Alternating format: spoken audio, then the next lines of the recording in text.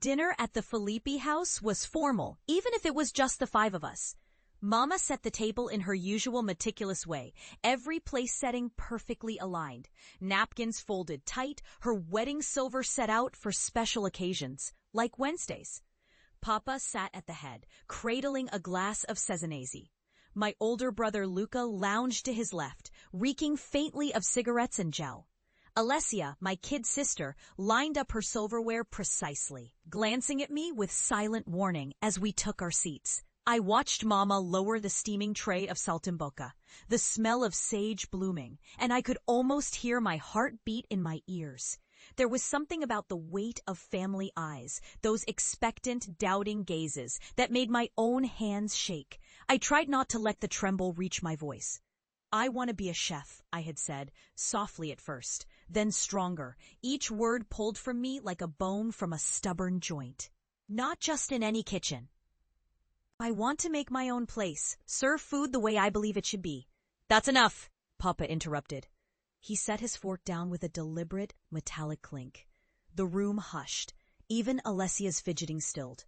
I felt Mama's gaze land on me, careful, searching for reason. "Chef?" repeated Luca, smirking, stretching the word as if it were a joke. "Not even a maitre d'? A chef? And what are you planning, spaghetti for the Pope?" I could feel the fear, sharp, coiling in my gut. I tried to keep my voice steady, channeling something like defiance, but it wavered. "I'm serious. I want to cook, build something of my own. I know how this sounds, but it sounds ridiculous," Papa snapped, slicing through my words. "You went to university. I paid for your economics books. And now you want to waste everything, your education, your name-chasing kitchen smoke?"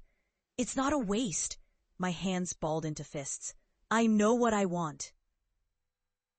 Mama set her hand over my knuckles, gentle but firm. "You are young. Dreams change. Maybe you try for a bank, a stable job, steady pay. Think of your future." Alessia stared at her plate, twisting a napkin. Luca's laughter was short and cold. "Next you'll be telling us you want a reality show. Will you make us eat bugs, tiny foams? Paolo, you can barely boil water without burning the pan." The blood in my veins seemed to thrum with heat and shame. I wanted to disappear or shout. I did neither.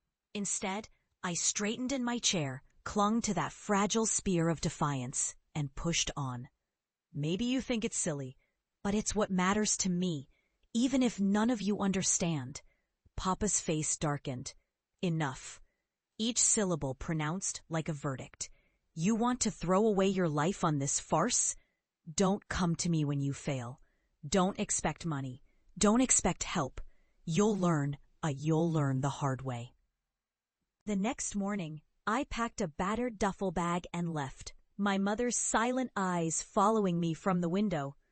The cobblestones of Prati felt chill underfoot, the city's early light unchanged by catastrophe. Cars hissed by, indifferent. I carried the weight of their words with me, inescapable as hunger. I started small, too small for pride, washing dishes in a Trastevere osteria with grease streaking my hair, the owner barking orders I couldn't always understand. "You learn quickly, or you leave."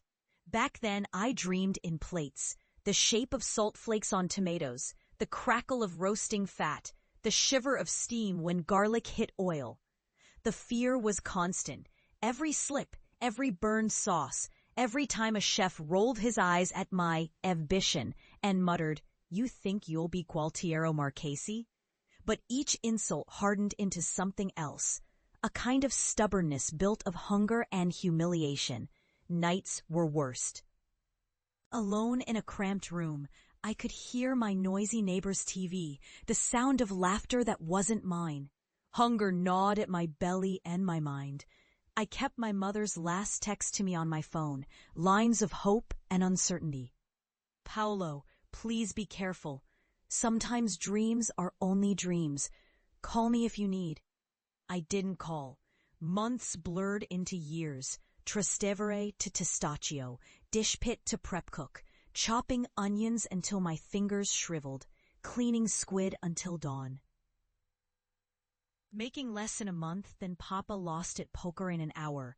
The humiliation of classmates arriving for dinner while I wore an apron and begged for their tips. The way they snickered when I rattled off specials. "You, Filippi?" one of them gasped to his table. "Isn't your father a banker?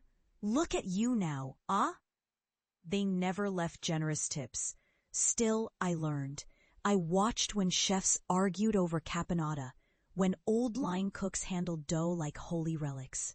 I listened to their secrets. 2 drops of lemon in the sauce, never oil before the chili.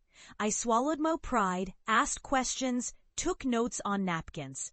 Sometimes in the quiet before service, I dreamed of my own kitchen, smelled the caramelized onions I would serve, the laughter I would build with every plate. Sometimes the struggle felt bottomless. One winter I lost my job. How else does it happen? The owner's cousin needed work. I wasn't family. My rent was late. I called home. Just to hear my sister's voice, telling her I was all right. I stared at restaurant windows bright with laughter, watched families eating, fathers pouring wine. I hated them, and I envied them desperately. But the work dug roots in me. Each failure, every chef's insult, every burnt risotto became fuel. People noticed, slowly. A head chef once grunted after tasting my vongole and said, "You don't cook like a coward. Come back tomorrow." By my mid-20s, I landed at a trattoria near Campo de Fiori, under a chef who threw pots and gave out affection in brutal, barked syllables. He was the first to believe I might be something besides a punchline. "Read," he demanded, handing me battered cookbooks after service. "Ask, taste, steal from everyone. Throw away all the rules, except mine." The city changed as my skills sharpened.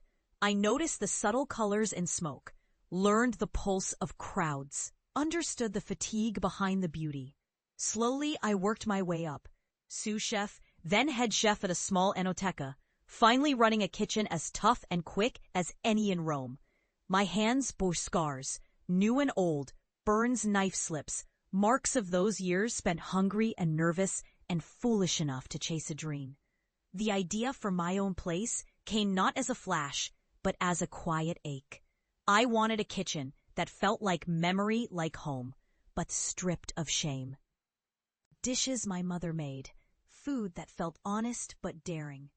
After too many years, I scraped together enough for a 12-seat spot near Via Giulia, as narrow as a corridor but filled with light. I called it Piccolo Fuoco, small fire. It felt right. I built every detail myself. The tables, stained by my own hands, splinters and sweat set deep in the grain. The menu, each dish obsessively tested, tweaked into something I thought could stand on its own. I borrowed money. I called in favors. I slept on the floor some nights, cradling a coffee mug for comfort, too tired to dream of much. The opening night was a blur. Friends of friends, local critics, a food blogger or 3 who pronounced everything with chewed vowels. Each plate felt like a dare. The food landed, quietly at first, then stronger. Someone posted a photo. Another wrote about a hidden spark in a new Roman kitchen. We filled up.